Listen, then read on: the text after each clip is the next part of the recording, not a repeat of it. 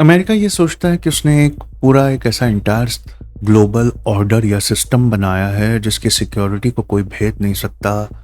वो सबसे ज़्यादा ताकतवर है, वो परमानेंट है, वो भरोसेमंद है, वो मुकम्मल है। हर ट्रीटी, हर अलायंस इसी डर, इसी कमिटमेंट पे टिका हुआ है कि हम तुम्हारे साथ खड़े और हमको छोड़कर तुम्हारे पास कोई और विकल्प या ऑल्टरनेटिव नहीं है। लेकिन जब आप अपने आप को, मान लीजिए आपने एक कंपनी खोली तो उसको देखना आसान है, 3 खोली तो अचानक ओवर एक्सटेंशन की वजह से, अपनी हद से ज़्यादा फैलाव की वजह से आप अंदरून तौर पर कमज़ोर हो जाते हैं।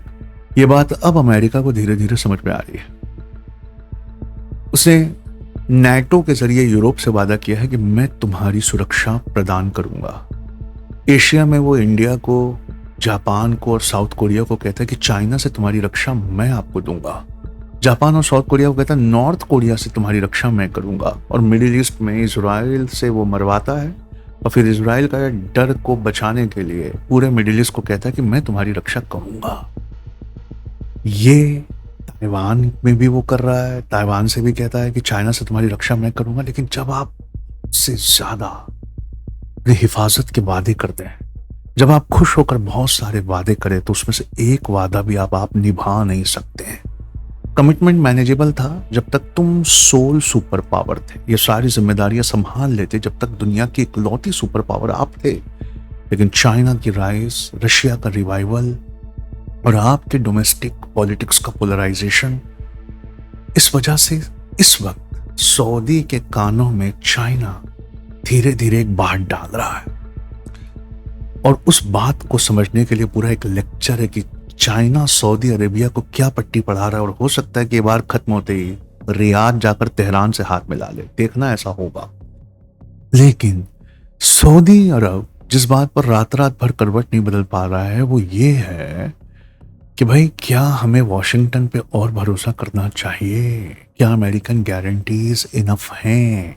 क्या उसके भारी भरकम हथियार, युद्धपोत, उसके रडार्स, उसके इंटरसेप्टर एक शहीदी 136 ड्रोन को नहीं संभाल पाते? और सलाम है ईरान को जिसने इन पर लगातार मिडिल ईस्ट पे हमले कर करके उसने उनको ये एहसास दिलाया कि तुम्हारे लिए अमेरिका मुकम्मल और काफ़ी नहीं है। और हमले मिडिल ईस्ट पर नहीं किए, मिडिल ईस्ट पर हमले करके नहीं किए। कैसे?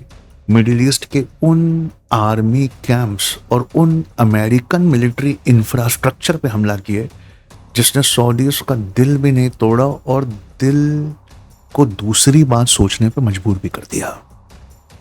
अब सऊदी अरब ये सोच रहा है कि हम अमेरिका के साथ कंधे से कंधा मिलाकर ठीक नहीं कर रहे। एक तो डोनाल्ड ट्रंप हर 6 महीने में आते हैं, हमसे 1-1 बिलियन, 2-2 बिलियन, एक नया एयरक्राफ्ट, बड़ी बड़ी डील वील, अपने सब बेकार रद्दी। ईरान ने साबित कर दिया कबाड़ है तुम्हारे हथियार, वो हथियार हमें बेच कर जाते हैं। वो हमारे यहाँ प्रेसिडेंट बन के नहीं आते, हथियार बनाने वाली कंपनियों के और ऑयल कंपनियों के CEO बन के आते हैं और हमसे सारा पैसा छीन के ले आते हैं। तो क्यों ना ऐसा करें, हम चाइना के साथ एक और ऑप्शंस को खोल दें, एक और ऑप्शनैलिटी को खोल दें। साउथ कोरिया सऊदी अरब के इस मूव को देख रहा है और अगर सऊदी अरब हिला और उसने चाइना के साथ हाथ मिलाकर उसे भी अपना एक और रिश्तेदार बना लिया तो सबसे पहले साउथ कोरिया चाइना से अपने संबंध गहरे करने लगेगा। और अगर साउथ कोरिया और सऊदी अरब दोनों हिले तो तीसरा जर्मनी होगा। जर्मनी रशिया से सीधा अपनी सेपरेट एनर्जी डील चाहता है। वो नहीं चाहता कि अमेरिका बताए कि मैं रशिया से तेल लूंगा कि नहीं लूंगा, मैं अपनी एक सेपरेट पाइपलाइन रशिया से लेकर आऊंगा। और अगर जर्मनी हिला तो जापान को यह समझ में आ जाएगा कि भाई हमें अपनी खुद की मिलिट्री कैपेबिलिटी बनानी पड़ेगी और हमें अपने पड़ोसियों से अच्छे संबंध रखने पड़ेंगे। सऊदी अरब बिल्कुल ये सोच रहा है और उसको सोचने पर ईरान की स्ट्रेटेजी ने मजबूर किया हुआ है। ईरान ने हमले करके दिखा दिया ये तुम्हारी रक्षा नहीं कर सकते। मैं तुम्हें नहीं मार रहा हूं, मैं तुम्हारे यहाँ ये चढ़ कर बैठे हैं जो तुमसे उगाही और वसूली करते हैं, मैं उनको मार रहा हूं।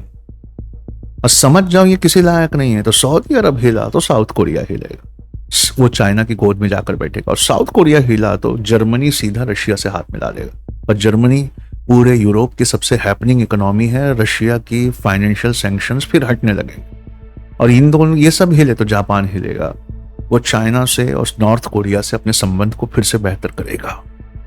इसलिए वॉशिंगटन को रात रात भर नींद नहीं आ रही है और उन्हें लग रहा है कि हमारा जो डायलेमा है, हमारी जो दुविधा है, बहुत कठिन है। अगर हम सऊदीयों को ज्यादा डांटेंगे तो भी दुनिया देख रही है कि भाई इनसे जरूरत से ज्यादा करीब मत हो। एक तो ये आपका कल्चर बदल देते हैं, लेकिन ये अनरिलायबल होने की कमी को अपने गुस्से और प्रकोप से सजा देकर छुपाते हैं। इसलिए हम सऊदी को ना डांट सकते हैं ना प्रेशराइज कर सकते हैं। ये पार्टनरशिप दिखना चाहिए, वो हमारी गुलामी में हमारा ओबीडियंस कर रहे हैं, ये नहीं दिखना चाहिए। लेकिन अगर हमने कुछ नहीं किया तो सऊदी अरब तो पक्का, तेहरान के इस बार के बाद सऊदी अरब तो पक्का हटेगा। वो जरूर इसके लिए ऊपर पूरा एक लेक्चर बना है, वो जरूर छोड़ेगा यूनाइटेड स्टेट्स ऑफ अमेरिका का दामन है। और उसने छोड़ा तो आप समझ सकते हैं कौन कौन छोड़ने वाला। तो पुराने जमाने में जितनी महाशक्तियां थी उन सब ने ये सीखा है जो अब यूनाइटेड स्टेट्स ऑफ अमेरिका को सीखना है। और वो क्या है जो आजकल उनको सोने नहीं दे रही। हमारे पास मिडिल ईस्ट में अमेरिका को लगता है सिर्फ 3 ऑप्शन हैं। अगर हमने सऊदी अरब से कहा कि देखो, अगर तुम हमें इतने पैसे नहीं दोगे तो हम, और वापस मिलिट्री बेस नहीं दोगे तो हम तुमसे प्रोटेक्शन विड्रॉ कर देंगे। सऊदी अरब भी चाहता है भाई प्रोटेक्शन विड्रॉ करो, मैं ईरान से भी हाथ मिलाऊंगा और मैं चाइना की गोद में भी बैठूंगा, तुमको भी मैं सीधा नहीं मना करूंगा, लेकिन तुम्हारे साथ एक और ऑप्शन लेकर आऊंगा, वो चाइना है। सऊदी अरब अगर हमारी धमकी को झूठा साबित कर दे, वो हमसे ना डरे और चाइना के लिए अपने दरवाजे खोल दे और तेहरान से जाकर हाथ मिला ले, तो जो पैसा हम उगाते हैं सऊदी अरब से, क्या वो पैसा दोबारा ईरान को खड़ा करने में लगने लगेगा? फिर हमारा सबसे रिलायबल साथी चला जाएगा। ऑप्शन बी, सऊदी की संतुलन नीति को हकीकत मान ले कि तेहरान से भी हाथ मिलाने दे, it's a new normal, Beijing से भी हाथ मिलाने दे, तो फिर दूसरे सारे सहयोगी भी, दूसरे सारे अलाइज भी अपना अपना रास्ता खोजने लगेंगे। ऑप्शन सी, अगर सऊदी अरेबिया को रोक के रखना है तो अब हमें रिवर्स रिश्वत देनी पड़ेगी, कुछ वैल्यूएबल देना पड़ेगा, और हमारे पास तो देने के लिए अब सऊदी अरब को कुछ भी वैल्यूएबल नहीं है। तो क्या करना चाहिए? हम तो फंस गए हैं। इसे गेम थ्योरी कहते हैं। एक स्ट्रेटेजी स्पेस को आपने बहुत साल डोमिनेट किया, लेकिन अब जितने ऑप्शंस आपके पास हैं, यहां से जो चाले आप चलोगे, वो जो मौजूदा स्थिति है, करंट स्टेटस को है, इसको और बदतर कर देंगी। अब आपके रिजल्ट यहां से बदतर आने लगेंगे। और ये ट्रैप इन्होंने खुद क्रिएट किया है इजराइल की गोद में बैठकर। ये अच्छा राज कर रहे थे, बंद मुट्ठी लाख की, खुल गई तो खाक की। जब तक इनका डर था, ईरान ने कम से कम ये कर दिया साहब, अपने देश की, और फिलिस्तीन ने अपने देश की कुर्बानी देकर अमेरिका के प्रभुत्व को अब दुनिया के हर देश के दिल से निकाल दिया। और जो झूठी तारीफें इजराइल की टेक्नोलॉजी की हम करते थे, अब वो टेक्नोलॉजी कोई इतनी बड़ी नहीं रह गई, उससे ज्यादा ईरान की लगाई हुई अक्लें काम आ रही है। ये बात अब दुनिया को समझ में आ गई कि अगर अपने आप को डिफेंड करना है, प्रॉब्लम सॉल्विंग अपने बच्चों को पढ़ाओ, जैसे हम पढ़ाने वाले अपना बच्चा भेजो, हमारे पास पढ़ने भेजो, हम उसको ऐसा बनाएंगे जैसा आप इस वक्त इस वीडियो को देखकर बन रहे हैं। तो अब हम क्या करें? ये बात वो फंस गई। तो रियाद अब ये सोच रहा है, बड़ी जबरदस्त चीज, और वो ये सोच रहा है कि साहब मुझे धीरे धीरे चाइना के करीब होना चाहिए। कैसे? आइए अगले एपिसोड में बताता हूं।